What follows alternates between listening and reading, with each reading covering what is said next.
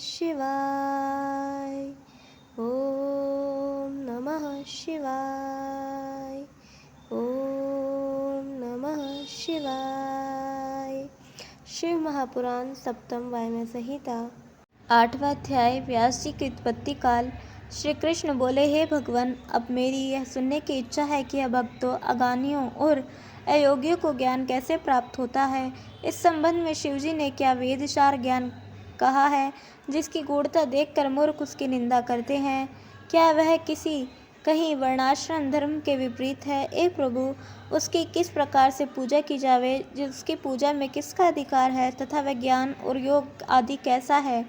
हे सुव्रत, उसे आप हमें विस्तार पूर्वक सुनाने की कृपा कीजिए। उपमन्यु जी बोले, शिव जी ने जो कुछ कहा है वह सर्वथा ही निंदा स्तुति से रहित है।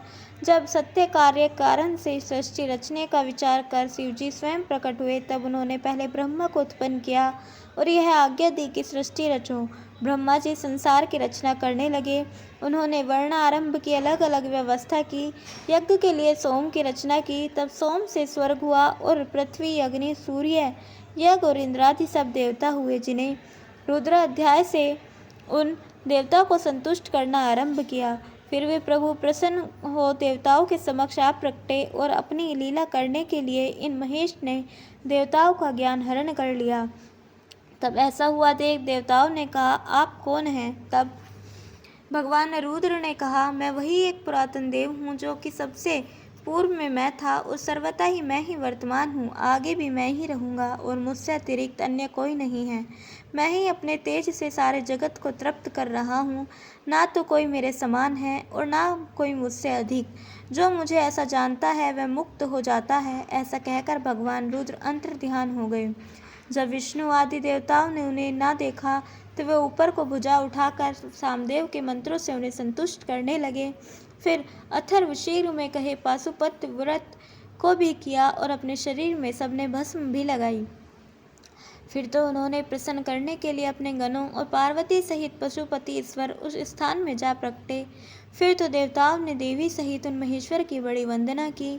शिव वृषभध्वज ने देवताओं पर कृपा दृष्टि की और उनकी ओर देखते हुए यह भी कहा कि मैं प्रसन्न हूँ।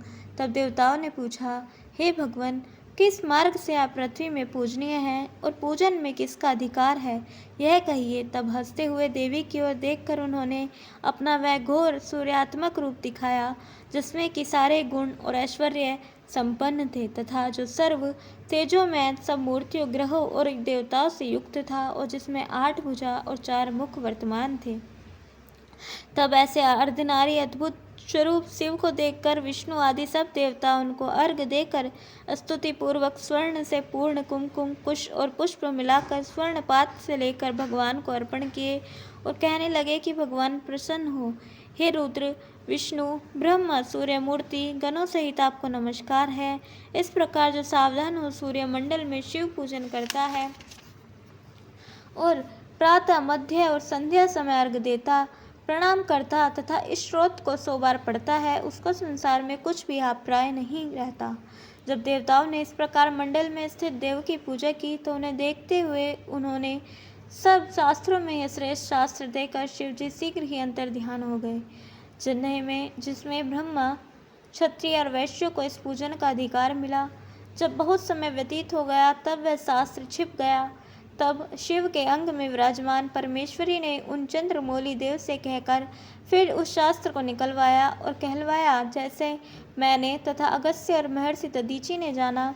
लिंग पुराण के 7वें अध्याय में द्वापर के अंत में व्यास जी का अवतार हुआ, जो योगाचार्य कहलाए। उन्हीं का कलयुग में शिव का अवतार हुआ, जो सबने लिखा है। लिंग पुराण के व्यासावतार में द्वापर के अंत में उन योगाचार्य का होना कहा गया है। इस प्रकार जहाँ जहाँ शिव का अवतार होता है, वहाँ वहाँ उनके 4-4 शिष्य होते हैं। ऐसा उनके हजारों शिष्य प्रशिष्य हुए, जिनके संभाषण से लोक में शिवजी की आज्ञा पालन के कारण भाग्यवान मनुष्य अत्यंत भक्तिमान हो जाता है और अत्यंत भक्ति करे तो उसका मोक्ष भी हो जाता है। इस प्रकार से शिव महापुराण सप्तम वायव्य संहिता का उत्तरार्ध का 8वां अध्याय समाप्त। 9वां अध्याय शिवजी का योगावतार वर्णन। श्री कृष्ण जी ने पूछा, हे भगवान, सब युगों के आरंभ में योगाचार्य के छल से जो शिव जी के अवतार हुए उनके शिष्यों का वर्णन कीजिए। उपमन्यु जी बोले, श्वेत, सुतार, मदन, सुहोत्र, कंडक, लोगाक्षी, महामाया, जैगिष्व्य, दधिवाहा, ऋषभ, मुनि, उग्र, अत्रि, चुपालक, गौतम, वेदशिरा मुनि तथा गोकर्ण, गुहावासी, शिखंडी, जटामाली, अट्टहास, दारुक, लांगुली, महाकाल, शूली, दंडी, सहिष्णु, सोम शर्मा और नकुलेश्वर, यह 7वें वैश्वत मनवंतर के 12 कल्प में हुए। युगों के क्रम से कुल 28 योगाचार्य हुए हैं और इन प्रत्येक के शांत चित्त वाले 4-4 शिष्य हुए हैं। सभी योगाचार्य स्वरूप महेश के शिष्य हैं, जिनकी संख्या 112 होती है। ये सभी पाशुपत शिव के ध्यान में तत्पर, संसार रूपी विश्व वृक्ष के अंकुर को नष्ट करने वाले और शिवपुर में जाने को कटिबद्ध हैं। जो इन श्वेतादिकों को आचार्य मान कर नित्य शिवार्चन करता है, वह शिव सायुज्य को पाता है। इसमें और कोई कार्य विचारणीय नहीं है। इस प्रकार से शिव महापुराण सप्तम वायव्य संहिता का उत्तरार्ध का 9वां अध्याय समाप्त। बोलिए उमापति महादेव की जय। कल हम सुनेंगे 10वां अध्याय शिव भक्ति का महात्म्य और 11वां अध्याय शिव ज्ञान विवेचन। तब तक के लिए जुड़े रहें। हर हर महादेव।